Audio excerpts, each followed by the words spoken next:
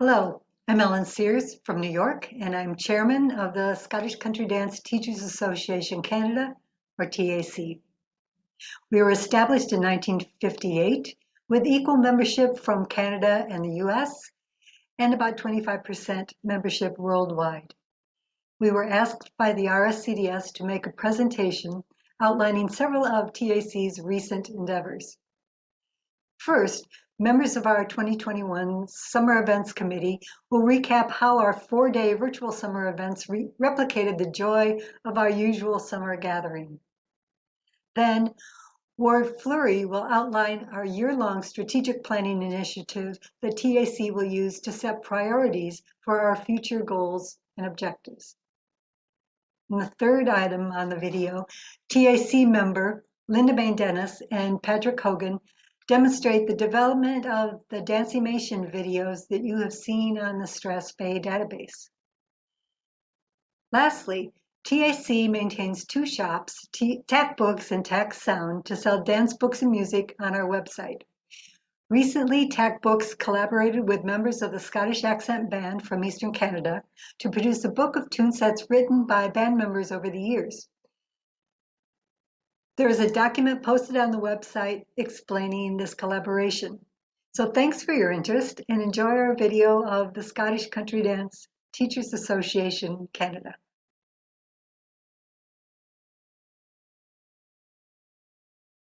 How did you decide to host an actual virtual summer school in 2021?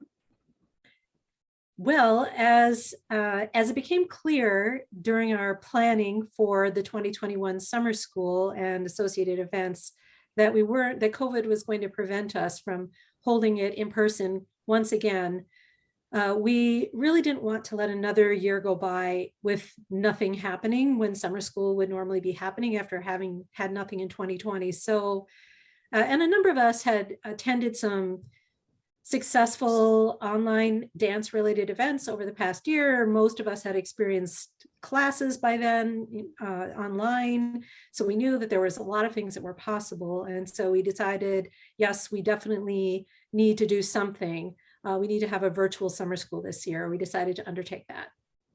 Thank you. And what would you say the advantages of a live event provided? Well, as Laura said, it allows for a greater interaction between the participants.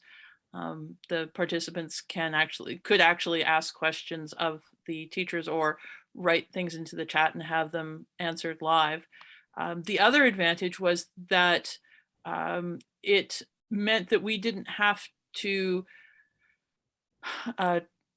try to record things ahead of time and deal with issues of editing and the challenges of simply recording and people doing recordings in different formats and then trying to broadcast those.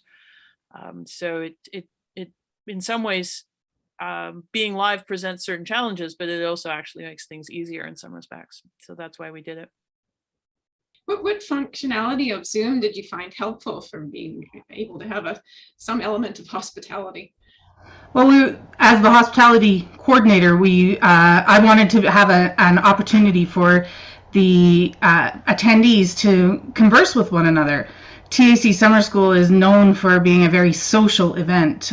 We have a set-aside social room where people can be together almost any hour of the day.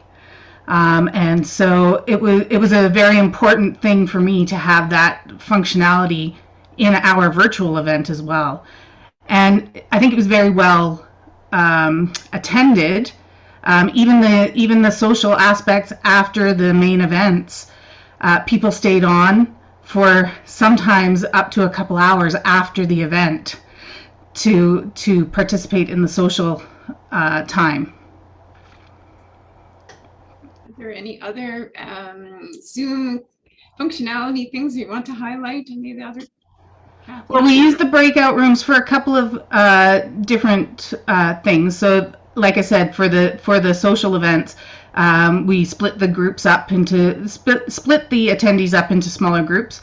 But we also use the breakout rooms for our teachers and musicians as a green room where they could go in and they could test their microphones, their video cameras, make sure that the angles were correct, those kinds of things. So it was all very helpful, that functionality, the breakout room functionality. We also used the chat function a fair amount, so that people were not, if they had a question they wanted to ask, they weren't interrupting the teacher. The host could relay any questions to the teacher. What comments do you have about the attendance at the various events that we did include? Well, I think actually it was, I think, extremely successful. We did open up a registration form on the TAC website so that people could let us know they were coming, and they would get updates and links to events, because the events were scheduled over several days, and we wanted people to be able to easily access the links.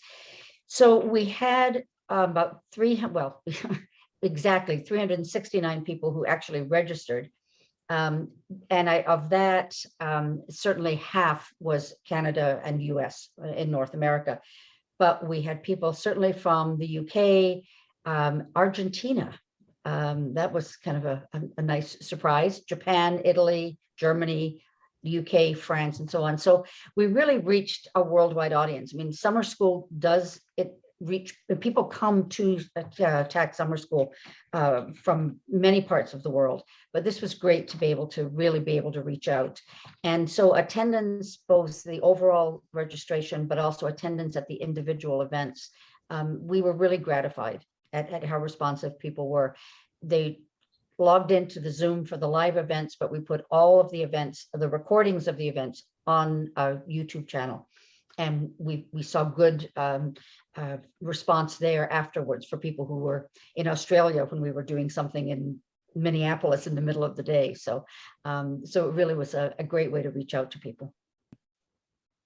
Well, I want to thank all of you on behalf of all the attendees for organizing it. It was well appreciated at the time, and I think the recordings have been utilized after the fact, so they're there for future use. Thank you, Gail. Thanks very much. And thank you, everyone who participated, and to the committee members who were so generous with their time.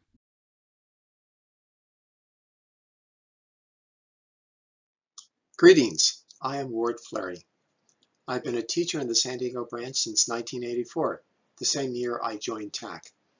I'm currently on the board of TAC and in charge of our strategic planning effort.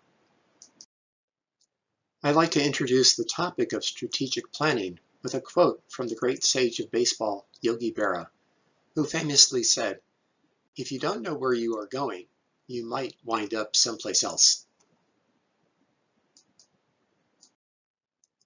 But let's start with the basics. What is strategic planning? Strategic planning is a process that involves assessing the current state of an organization and its external environment, developing a vision for its future state in 5 to 10 years, and then designing strategies with specific actions and milestones to move toward that future state. And why do strategic planning, and why now? In recent years, TAC has been dealing with several challenges, including declining membership and some significant financial concerns. TAC has been around for over 60 years, and the board wanted to take steps so TAC would be a healthy and vibrant organization for another 60 years. The planning process started in January 2021 by performing a SWOT analysis facilitated by Mel Briscoe in order to identify the strengths, weaknesses, opportunities, and threats that pertain to TAC at present and in the future. This process helped us identify TAC's internal strengths and weaknesses, as well as external opportunities and threats. After a break of several months, the planning committee was restructured when several members were unable to continue. A concerted effort was made to replace them with newer and/or younger TAC members to expand the committee's perspectives. The team for the second phase started meeting in June with me as leader and facilitator.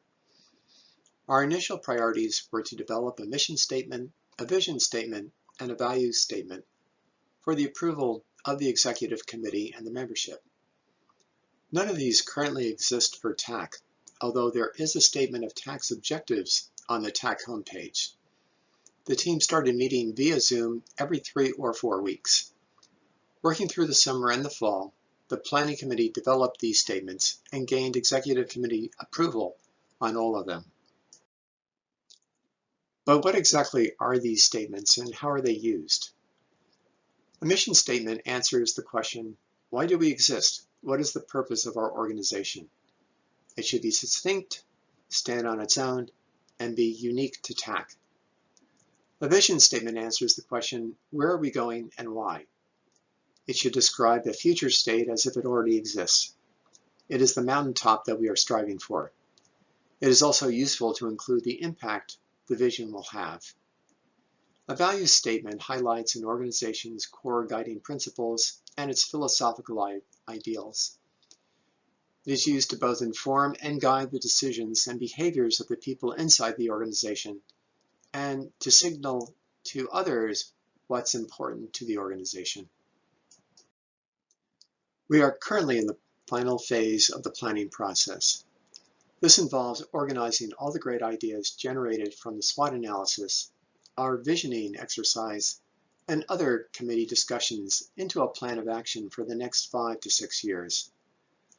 To initiate this phase, the committee decided that the proposed concepts could be categorized into 3 broad goal areas: teacher development, finance and administration, and promoting TAC and Scottish country dancing. Each of these areas have been assigned to 3 subcommittees who are tasked with developing SMART strategic objectives. SMART stands for specific, measurable, achievable, results-oriented, and time-bound. Actions for implementing each strategic objective are also being developed. These actions will be assessed regarding the level of ease or difficulty of implementing them, the impact each will have on members and on TAC as an organization, and the monetary cost involved in order to prioritize and schedule them in the overall plan. Most recently, we have conducted a survey of current TAC members to help us to validate or modify some of our proposals, identify issues we may not have recognized, or set priorities for our goals and objectives. We received a gratifying 126 responses to our simple 3-question survey. We also reached out to non-member teachers to ascertain what supports, events, or resources might inspire them to join TAC. The goal of the committee is to have the strategic plan completed before the TAC AGM in July 2022. The components of the plan are being shared with the overall TAC membership as they are being approved by the executive committee. This includes articles appearing in TAC Talk, our quarterly newsletter.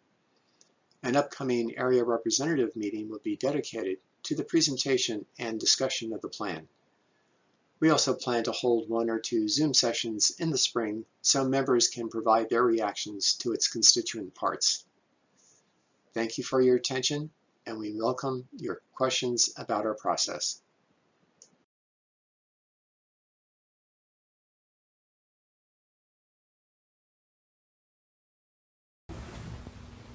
Hello, I'm Linda Mae Dennis, and I'm a graphic artist. And I'm Patrick Hogan. I'm a computer programmer. And together, we developed DancieMaetion. DancieMations are short animated videos showing the sequence of figures in Scottish country dances. They don't teach you the dance, but they do provide enough detail to remind you how it goes. Most of the videos take about 1.5 minutes to watch all the way through. Here's a sample. Cutty Sark is a 32-bar jig for 3 couples.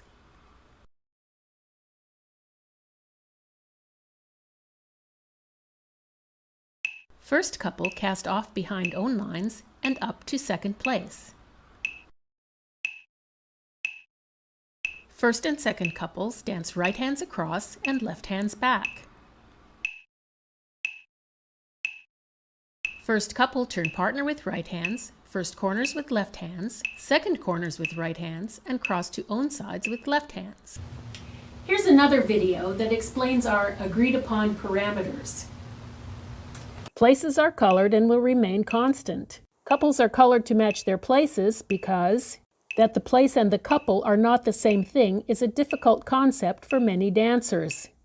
From overhead, women are square and men are round, as that's how they're represented in the 2D books. There is no music to distract from the movement. A click track and bar counter suffice. A succinct voiceover track accompanies the movements of the dancers, using as much approved RSCDS terminology as possible. The dancers have no feet, as this is about the geography of the dances. An overhead view of the whole dance plays after the ground level view.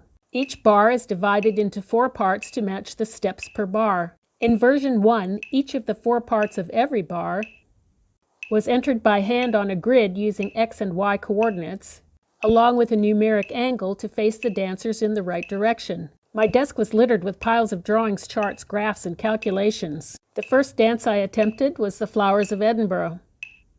Oops, we had to add a Z-axis so the dancers could hop.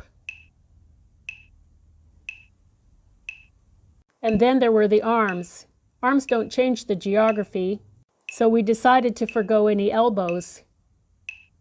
However, the head size to body height ratio resulted in fairly short arms, which means joining hands is sometimes impossible.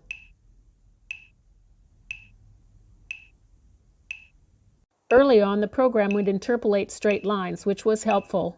Now it can also interpolate curves, which makes reels so much smoother. Currently, there are just over 600 dances with DancieMaetion videos. Here are a few ways to find them. All of the videos are YouTube videos. Go to YouTube and type DancieMaetion and the name of the dance, for example, DancieMaetion Cutty Sark.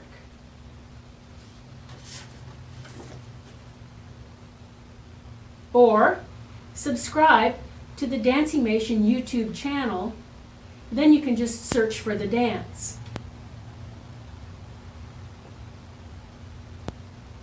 There is our website that gives an alphabetical list of available dances. It also provides some additional functions to play with, like building program lists. We're here to help, so contact us if you get lost. From the beginning, the international Scottish country dance community has been very supportive. And there are also links to DancieMations from the Scottish Country Dance Database, the Scottish Country Dance Dictionary, and mobile SCD cribs. Eric Ferguson of eCribs was also very encouraging and helpful, as was Campbell Tyler with his inspirational lists. Thanks very much for your time. Cheers. Cheers.